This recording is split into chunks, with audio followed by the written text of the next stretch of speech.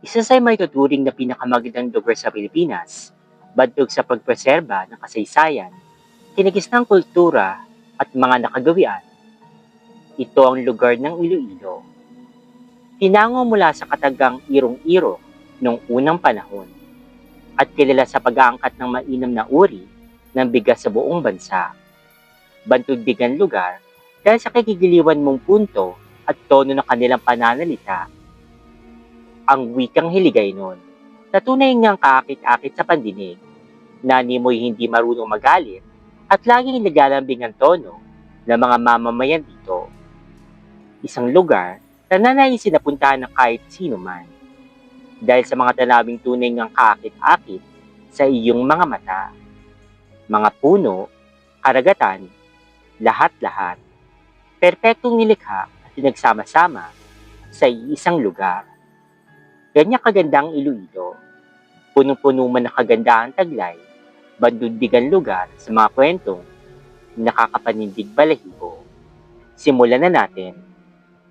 1985, selebrasyon ng dinagyan noon.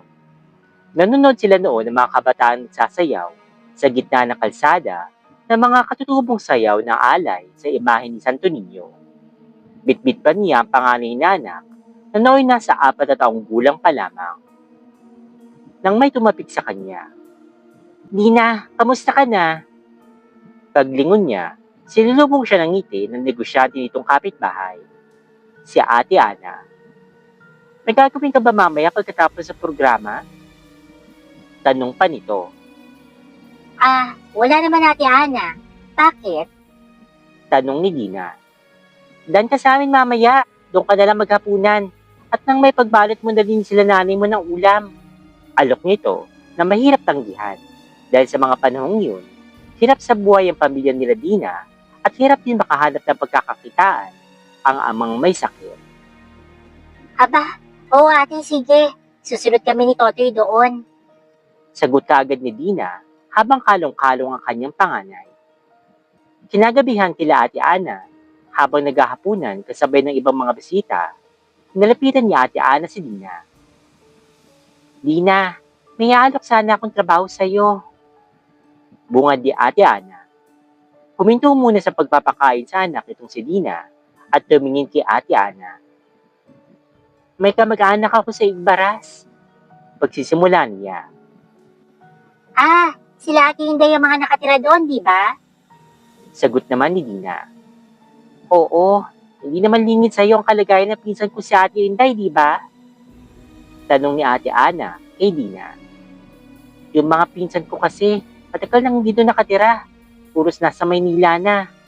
Ngayon naman," dugtong pa ni Ate Ana, "nagmamadali naman mag-resign itong inupahan namin na mag-aalaga kay Ate Inday." Papatuloy pa ni Ate Ana. Hindi pa halos natatapos magsalita isong si Ate Ana. Sige Ate Ana, ako na lang yung magbabantay kay Ate Inday sa Igbaras. Tugon ni Dina na lubos namang kinatuwa ni Ate Ana. Dahil sa wakas, may nakita din sila sigurado mapapagkatiwala magbantay sa kaanak na may espesyal na pangangailangan na dapat matugunan. Sa isip ni Dina, napakalaking tulong nitong inaalok ni Ate Ana sa kanya. Yamang may sakit ang kanyang mga magulang at hirap din makapaghanap buhay. Isa pa, hindi na makakapagpadala ng regular ang mga kapatid niyang nasa Maynila dahil may mga kanya-kanya na din tong mga pamilya. Sa isip-isip niya, kahit paano ay magiging daan yun perang kakitain niya sa pag-aalaga para kahit paano makabawi sa kasalanan niya sa kanyang mga magulang. Kasalanang daladala niya na sa tubing sasagi sa isipan niya, nagdudulot ng labis na kalungkutan at pagsisisi sa sarili. Dahil nung nag-aaral pa siya, ginapang siya ng kanyang mga magulang upang makapagkolehiyo lamang dun sa Maynila. Pinilitustos-tusan ang mga pangangailangan sa kanyang pag-aaral. Kahit pangingisda lamang ang kabuhayan ng kanyang mga magulang. Dahil doon, nabaon siya ito sa utang para lamang matulungan siya na maabot ang kanyang mga pangarap. Para balang araw sana, matulungan naman niya ang kanyang mga magulang. Kapag siya naman yung makapagtapos ng pag-aaral at ang tuluyang makaahon na sila sa tanikala ng kahirapan. Hanggang sa isang araw, Bumalik sa Iloilo si Dina, dala ang balitang kinagulat ng kanyang mga magulang. Siya ay nagdadalang tao, 4 na buwan na, at ang masaklap, hindi matagpuan kahit saan, ang nobyo may kagagawa nito sa kanya. Dahil dito, napahinto siya sa pag-aaral. Ang pangarap niya makapagtapos sa pag-aaral at maging isang guro ay parang lumisan na. Pero sa halip na magalit ng kanyang mga magulang, awat pag-unawa ang pinalit nito sa kanyang dalang balita. Ni kahit isang beses, hindi niya narinig na sinumbatan siya ng kanyang mga magulang dahil sa kanyang pagkakamali. Anak, nabigo ka, oo. Pero hindi ka isang kabiguan para sa amin ng nanay mo. Mga salitang nadinig niya mula sa kanyang ama na punong-puno ng pagmamahal, bagay na hindi kayang tanggapin ni Dina. Mas matatanggap niya pa siguro kung magagalit sa kanyang mga magulang. Ngunit hindi. Bagay na paulit-ulit na kumukonsensya sa kanya. Sa araw-araw na lumilipas na nakikita nagkakaedad ng kanyang mga magulang, habang dumadaan ang mga araw, tila ba lalo yatang lumalabo na matupad ang pangako niyang maiahon niya ang kanyang mga magulang mula sa kahirapan. Bagay na habang buhay niyang dadating sa kanyang konsensya, sa tuwing nakikita niya kanyang anak na panganay na si Totoy, na bunga ng kanyang pagkakamali. Lula ng owner-type jeepney, nagtungo sila Ate Ana, Dina, si Totoy, at ang driver nito doon sa Igbaras. Tinatantya nga abutin sila ng kulang 2 oras sa biyahe nila papunta doon. Kaya naman habang nasa biyahe, nang mapansin ni Dina na nakatulog ang kanyang anak, sinamantala niya din na makaidlip muna dahil pagkagising nito, siguradong mapapagod na naman siya dahil sa amking kakulitan nito. Dagdag pa ang bagong aalagaan na may espesyal pangangailangan na si Ate Inday. Sumandal sandali si Dina habang pinakikiramdaman ang bawat kalabog ng sasakyan dahil sa malubak na daan na tila ba nagmislulang hinihili siya nito at binabalik sa kanyang kabataan, mga pagkakataon na kahilig pa siya lagi sa dibdib ng kanyang ina. Naramdaman niyang gumuguhit ang mga luha mula sa kanyang mga mata, bababa ng kanyang pisngi. Patawarin niyo po ako. Mama, Papa. Narinig niya ang sariling paulit-ulit itong sinasabi. Hanggang sa, "O Dina, gising na, nandito na tayo." Boses ni Ate Ana. Bumungad sa kanyang harapan ang isang may kalakihan, ngunit may kalumaang bahay na yari sa kahoy at simento. Matagal na napako ang kanyang paningin sa kanyang magiging bagong tahanan, habang karga-karga ang kanyang anak na 4 na taon. Nagsimula niyang igalang kanyang mga mata sa paligid. Kapansin-pansin na medyo masukal ang lugar at wala siyang matanaw na kasulod na mga bahay. Sanay naman siya sa mapuno at masukal na tanawin, yamang laki siya sa probinsya. Pero may kakaibang hatid na kilabot ang bahay na kanyang papasukan. Ngunit pinagpalagay na lamang niya na baka siya'y namamahay lamang. Inisip niya na masasanay din sila marahil dito na mag-ina, alang-alang sa pangarap at sa perang kanilang kikitain. Wala nang atrasan to. Bulong sa sarili ni Dina. Bit-bit nila ang kanilang mga gamit at ilang panustos na pumasok sila sa loob ng malaking bahay. Kasama sila Ate Ana at ang driver nito. Sinalubong sila na kasalukuyan nagbabantay sa pinsan ni Ate Ana. Tinulungan sila magbitbit nito ng kanilang mga bagahe. Pagkapasok sa loob, ginala ni Dina ang kanyang paningin sa kabuuan ng bahay. Marahil pilit sinasanay ang mga mata sa magiging bagong bahay niya sa mga susunod na buwan. Malaki itong bahay dahil may pinsan nitong si Ate Ana ni Japayuki na siya nagtustos upang mapatayo ang bahay ng kanilang angkan sa may Igbaras. Ngunit hindi na ito natapos nang mahinto ito at nakapangasawa ng hapon. Yamang hindi na nakakahawak ng sariling pera, bihira na lang itong magpadala sa mga kamag-anak nito sa Pilipinas. Salas, kusina, at palikuran lamang ang makikita sa ibabang bahagi ng kabahayan. Habang sa ikalawang palapag, may 4 na silid na magkakatapat sa bawat pintuan nito. Kapansin-pansin din ang mga salamin na may kalakihan na nakasabit sa bawat dingding ng bahay, sa ibaba at sa ikalawang palapag. Hindi yata normal ang dami ng salamin dito. Una ni Dina, dahil kahit saang sulok ka lumingon, may nakasabit na salamin.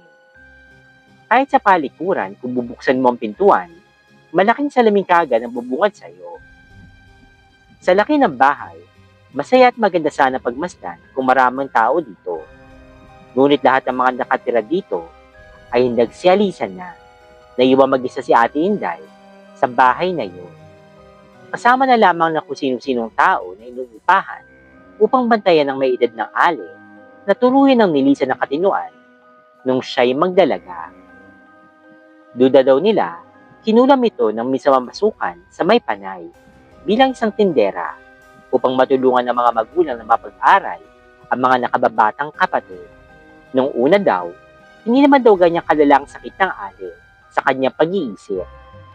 Ngunit sa paglipas ng mga panahon at sa unti-unting pagdisa ng mga kaanak na kasama nito sa bahay, tuluyan na nga nabuhay sa blangkong mundo itong si Ate Inday. At isa pa, sino nga naman na magtsatsaga sa kanyang mag-alaga? Yamang lahat ng mga nakababatang mga kapatid nito ay may matataas na pangarap na kailangan nilang abutin. At sa mga pangarap na ito, pihadong wala siyang puwang, ni kaunti man. Kaya dahil dito, naiwan siya mag-isa sa Igbaras. Habang unti-unting kinakain ng limot ang buo niyang pagkatao, Nakakalungkot naman sinapit ni Ate Inday. sabi ni Dina sa kanyang sarili. Okay, Dina, samahan na kita kay Ate Inday sa itaas, sa may kwarto niya. Pagtawag ni Ate Ana kay Dina, para makilala naman niya ang bago niya makakasama dito sa bahay. Dugtong pa nito. Habang binabaybay nila Dina at Ate Ana ang hagdan, mararamdaman mo at marinig mo talaga ang bawat paglangit-ngit nito. Mukhang kailangan ayusin ang hagdan. Baka bumigay namang oras. Pagtungtong sa ikalawang palapag, kumatok muna si Ate Ana sa may pinakaunang pintuan na nakabungad sa mismong tapat ng hagdanan. Pinihet niya ang doorknob. Ate Inday, si Ana ito. O kamusta ka na, ate? Tanong ni Ate Ana pagkabukas niya ng pintuan. Bumungad sa kanilang isang babae na sa edad 50 o higit pa. Nakaupo ito sa isang tumba-tumba. Napakahaba na ng buhok nito na kung tatansyahin, abot na sa kanyang balakang. Yamang wala namang kamag-anak na nag-aasikaso na dito. Kapansin-pansin din ang mga kuko nito na sobrang hahaba na rin, na halatang hindi pa nasasayaran na panggupit ng mahabang panahon na. Ate, ito si Dina. Siya lang yung bagong mo makakasama dito sa bahay. Pero higit na umago sa atensyon ni Dina ang mga manat nito na nakatuon lamang sa dingding na nasa harapan nito, na kahit anong sabihin ni Ate Ana sa kanya, hindi ito narinig na babae nakaupo sa tumba-tumba. Kahit anong salita pang lumabas sa bibig ni Ate Ana, wala kang mababanag na reaksyon mula sa mukha ni Ate Inday. Saglit na hinaplos ni Ate Ana ang buhok na nakakatandang pinsan bago ito tuluyan nagpaalam. Bago lumabas ng pintuan at iwan si Ate Inday sa kwarto niya, minsan pang nilingon ni Dina ang matandang babae na nasa loob. Hindi man lang gumagalaw si Ate Inday mula sa pagkakaupo nito. Nanatili itong nakatulala. Bago tuloy ang umalis, tinuruan si Dina ng mga dapat gawin ni Ate Ana at ng katiwalang papalitan niya. Mula sa pagpapakain, pagpapaligo, paglilinis ng kwarto ni Ate Inday, hanggang sa paghuhugas ng puwet nito. Nakakalakad pa naman daw yung matanda. Kailangan mo lang alalayan ito pababa sa may banyo upang malinisan. Para sa pamilya ko, kakayanin ko to. Yan na lamang ang naging bulong ni Dina sa sarili sa bago niyang sinumpaang trabaho. Dapit hapon na magpaalam ng tuluyan sila Ate Ana at ang dating katiwala kay Dina. Dina, o ikaw nang bahala sa bahay ha, pati kay Ate Inday. Malaking tiwala ko sa'yo. Ngiti na lamang ang tinugon ni Dina habang nakamasid sa papalayo nitong sasakyan. May ilang araw na din simula nung dumating sila mag-ina sa bahay ni Ate Inday. At naging maayos naman ang lahat. Tila wala namang problema sa kanyang inaalagaan. Hindi naman siya sakit sa ulo. Hindi naman siya talaga mahirap alagaan. Marahil siguro dahil nakatulala na lang ito, kaya ganun. Pilit na ginampanan ni Dina na maayos ang kanyang sinumpaang tungkulin. Halos araw-araw, pinapaliguan niya yung matandang babae. Lagi niya sinisilip kung may dumi ba ito sa puwitan. Lagi nasa oras yung pagpapakain. Sa ilang araw na pananatili nila doon, ni minsan, hindi niya nakita nagkaroon ng buhay ang mga mata ng matandang babae. Nananatili lamang ito nakatuon kung saan mo siya ipopwesto. At tila mukhang wala ng pag-asang gumaling pa at bumalik sa dating ulirat itong si Ate Inday. Malabo na, Malabo pa sa sabaw ng pusit. ika nga ni Dina. Isang tipikal na hapon. Habang nagwawali sa bakuran si Dina, nagulat siya sa malakas na iyak. Si Totoy. Boses ng anak ni Dina na iniwan niya sa kwarto sa taas. Marahil, hindi nito nakita yung ina nang siya'y magising. Nakaugalian na kasi nilang mag-siesta. Agad naman na pumanawag si Dina. Dinatnan na nakasarado ang pintuan ng silid nang tinutuluyan nilang mag-ina. Nakalak? Sabi niya sa kanyang sarili. Nagulat naman si Dina dahil hindi naman nagkakandado ng pintuan yung anak niya. Kinatok niya yung pintuan. Agad naman ipinagbuksan siya nito. Bumuwad sa kanyang anak niya ng umiiyak na parang may kinatatakutan. O anak, ano ba yun? Sabihin mo kay mama. Tanong niya sana na pilit niyang pinapakalma. Nang kumalma na nga yung kanyang anak, nagulat siya sa mga sinalasay nito. Si Manang Inday, ayaw ako paraan sa hagdan. Harang-harang niya ako. Nagsipagtayuan ng balahibo ni Dina sa kanyang mga narinig. Utol-utol man si Totoy, naiintindihan naman niya ito ng mainam. Naguguluhan siya dahil imposible ang sinasabi ng kanyang anak. Ngunit hindi naman niya pinalaking sinungaling yung batang ito. Unti-unti, nilingon niya yung kabilang kwarto, nakatapatan lang ng pintuan ng kwartong kanyang tinutuluyan. Ito ang kwarto ni Ate Inday. Nang makalingon siya, nakita niya yung matandang babae na nasa dati pa rin nitong ayos. Nakatulala at nakaharap pa rin sa dingding. Kung paano niya iniwan yung matandang babae kanina, nasa ganun pa rin itong ayos ang dinatnan niya. Sa simula ng araw na yun, tila ba nasidlan na ng kilabot ang bawat sandali na nakikita niya ang matandang babae na kaupo sa kanyang tumba-tumba. Ang mga sumunod na araw ay napuno na ng pagdududa. Sa tuwing papakain niya yung matanda, hindi niya inaalisan ng tingin ang mga mata nito. Umaasang sasalubungin ng matandang babae ang kanyang mga tingin. Ngunit siya'y nabigo. Sa tuwing nilinisan niya ang kwarto ng matanda, may pagkakataong bigla niya itong lilingunin. Umaasang mahuhuling sinusulipan siyang balihin ng matanda sa tuwing siya'y nakatalikod. Ngunit bigo ang kanyang mga plano. May isang gabi na sinubok niya din yung matanda. Sinadya niya magpahuli at medyo magpagabi na kaunti sa pagtulog.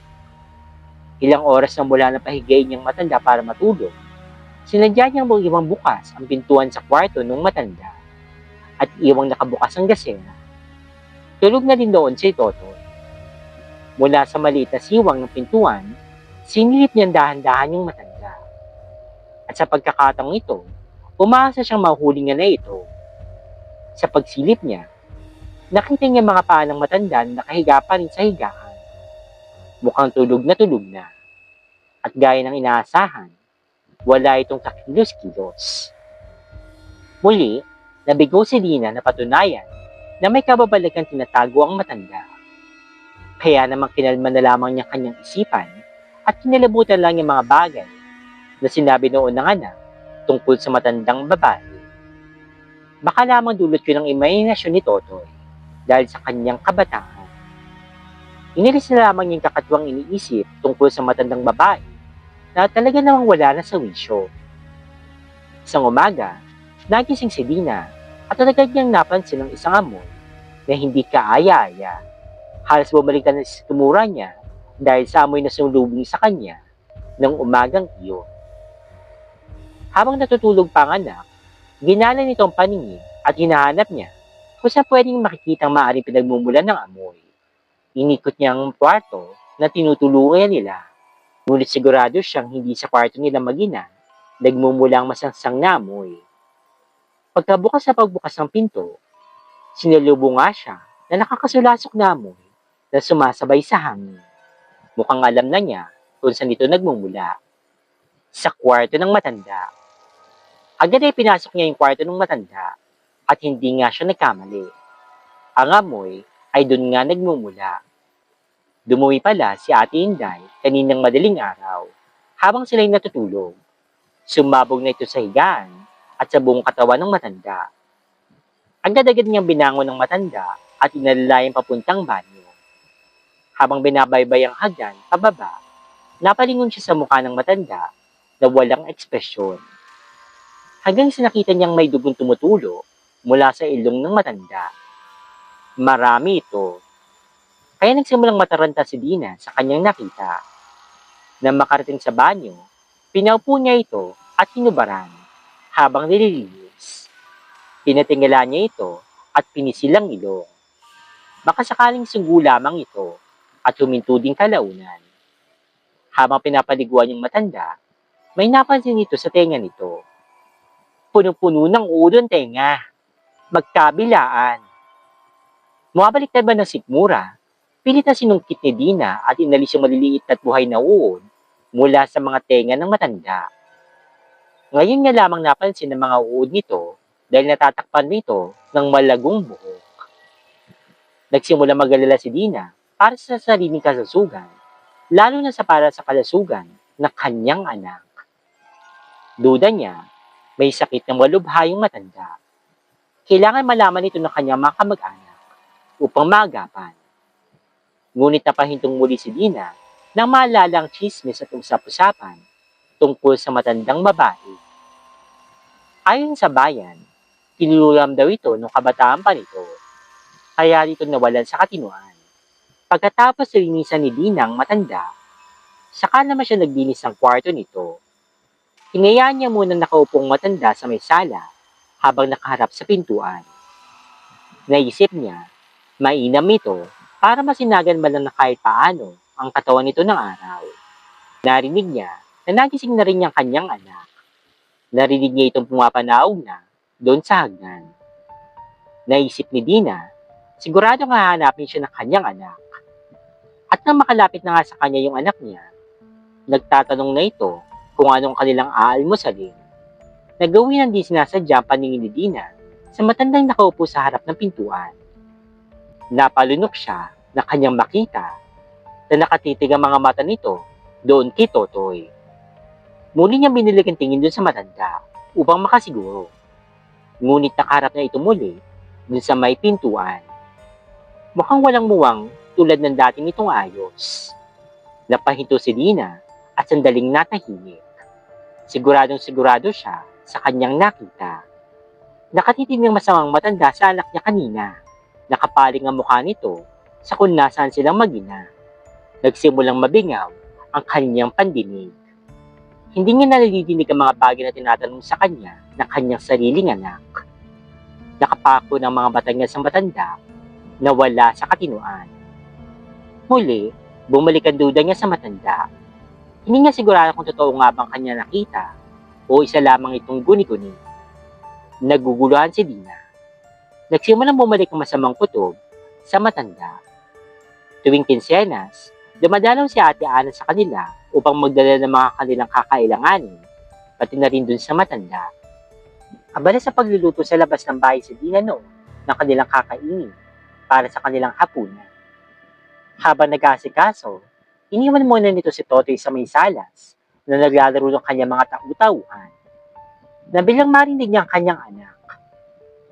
Mama, bakit? Hinayaan niya lamang yun at pinagsawalang bahala. Maya-maya pa, muli niyang narinig ang kanyang anak. Mama, bakit? Akit na ako dyan. Sabi pa ni Totoy. Sabay na kumaripas ng takbo ang kanyang anak, paakyat ng bahay.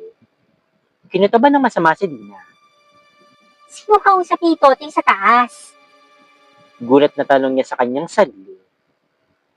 At agad din siyang tumakbo upang sundan ng anak. Inabutan niya yung anak sa may hagdanan. Mukhang tutumbukan nito ang kwarto nung matanda. Agad niya tinawag ang kanyang anak. Anak, nandito si Mama. Sambit nito. Bago pa man din tuloy ang makapasok sa silid ni Ate Inday si Totoy, huminto na ito at lumingon sa kanya na paakyat pa lamang na hagdanan. Pagdating sa ikalawang palapag, hinawakan niya ang kamay ng anak at saka tinanong. Toy, anong ginagawa mo dito? Hindi niya inaasahan ang sasagot ng anak sa kanya. Mama, ipatawag mo ako dito? Nanlaki ang mga mata ni Dina. Binalot ng kilabot ang buong pagkatao niya. Sino ang tumawag kay Totoy? Tanong niya sa kanyang sarili. Hindi niya sinasadyang mapatingin sa kwarto ni Ate Inday. Walang ilaw sa loob nito. Marahil ubos na yung gas sa lamparang gamit sa kwarto ng matanda. Pero mula sa kakaunting liwanag, mula sa lamparang nasa pasilyo, maninag mo pa rin si Ate Inday na nakaupo pa rin sa kanyang tumba-tumba. Pero, iba na yung pakiramdam ni Dina ng pagkakataong iyon. Tila ba nakatingin sa kanya pabalik ang matandang babae. Di niya lamang masigurado dahil natatakpan ng anino ng dingding ang mukha ng matanda. Pero malakas ang kutob niya ng gabing iyon. Nakatingin din sa kanya si Ate Inday. Aminado siya na natakot siya sa matanda nung gabing iyon. At dahil doon, hindi niya na ito nagawa pang pakainin. At sa sobrang sama ng kutob niya sa matanda, hindi niya ito nagawang ibalik sa higaan. At tila ba, isa yung napakalaking pagkakamali. Isang maling desisyon. Kinagabihan, may gumising sa kanya pagkakahimbing. Tinig ng isang babae. Malamig ang boses nito. At nang pakinggan niyang mabuti,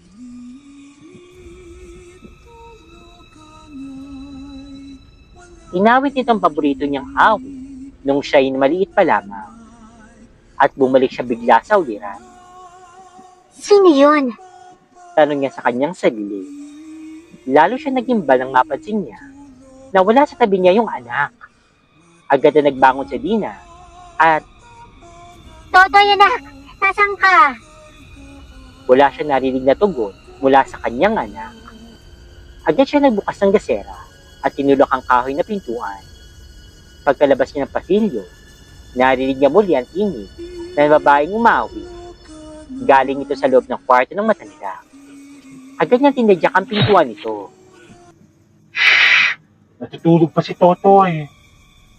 Maraming sabi ng matandang babae na nakaupo pa rin sa tumba-tumba at kalong-kalong si Totoy. Pagkasabi noon, muling bumalik sa pag-awi si Ate Inday. Nagsimulang iugi ng marahan ang inuupang tumba-tumba habang nakayupo sa kanya si Totoy. Nandigan sa pagkakatayo itong si Dina. Tila mababalik. Gulat na gulat. Umurong na ang dila. Hindi niya inalis ang paningin niya sa matandang babae. Kahit hindi niya maninig ang mukha nito dahil natatakpan ng aninong nagmumula dun sa dingding. Agad na nagmulat ng mga mata si Dina. Nasa kwarto pa rin ako. Hinihingal niya sabi niya sa kanyang sarili. Agad niya kinapa ang anak sa tabi. Nang makumpirmang kasama niyang anak sa loob ng kwarto at nahihimbing pa ito, agad niya itong hinagkan. Panaginip na naman. Usag niya sa kanyang sarili. Babalik na sana siya sa pagtulog nang may mapansin siya. Nakabukas ang pintuan ng kwarto nila. At kitang-kita niya mula sa pintuang nakabukas ang kwarto ng matandang babae na nakabukas na din ang pintuan. Nakaupo pa rin ito sa may tumba-tumba at gising pa rin ito habang walang muwang na nakatitig pa rin sa may kahoy na dingding sa kanyang silid. Kinabukasan, habang nag-aasikaso, narinig niya si Totoy na nangunguy-nguy. Mula sa tunog ng nililikha na kanyang awit na walang liriko, na tila ba isang pamilyar na awit na muling narinig ni Dina. Awit na imposibleng matutunan ni Totoy dahil hindi niya kapanahunan ng awit na ito. Liban na lang kung narinig niya ang awit na ito kung kanino man. Awit na nagpatindi na kanyang balahibo. P.S. Napadaan din dun minsan dating taga-alaga kay Manang Inday at nagkakwentuhan sila ng nanay. Habang nagkukwentuhan, napansin niyang nakatakip ng mga balabal ang bawat salamin sa loob ng bahay. Kaya agad na sinita niya ang nanay at sinabihan na, "Dina, huwag mong tatakpan ng mga salamin dito sa loob. Ako ang naglagay ng mga yan. Pakontra yan sa aswang. Dahil naiilang silang makita ang itsura nila sa salamin. Pag puno ng salamin ng bahay, hindi sila makakagala sa loob ng kabahayan." Yan ang narinig ni nanay noon. Napagtanto niya na simula nung takpan niya ng balabal ang mga salamin, doon lang nagsimula mga kakatuwang bagay sa loob ng bahay. Tumagal kami ng 1 taon mahigit sa bahay na iyon sa pag-aasikaso kay Manang Inday. Nasanay din kami ng nanay sa mga pagpaparamdam. Hindi naman nila ako sinasaktan. Liban na lang sa mga pagkakataong ginagaya niya ang tindig ng nanay ko. Nakakapangilabot. Umalis na lamang kami noon nang tuluyan ng mamatay si Manang Inday. Sumalangit nawa. Istoryang mula kay Antonio, anak na panganay ni Lina.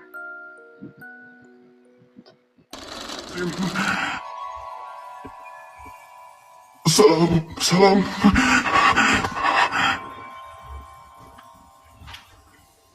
Astagfirullahaladzim matanya. Ya Allah, Allahu Akbar, Allah. Astagfirullahaladzim. La ilaha illa anta subhanaka inni kuntu minaz zalimin.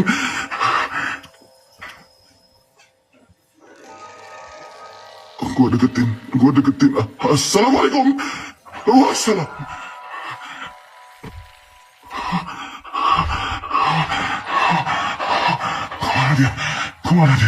Kemana dia? Hah? Kemana dia? Halo? Assalamualaikum. Kemana dia?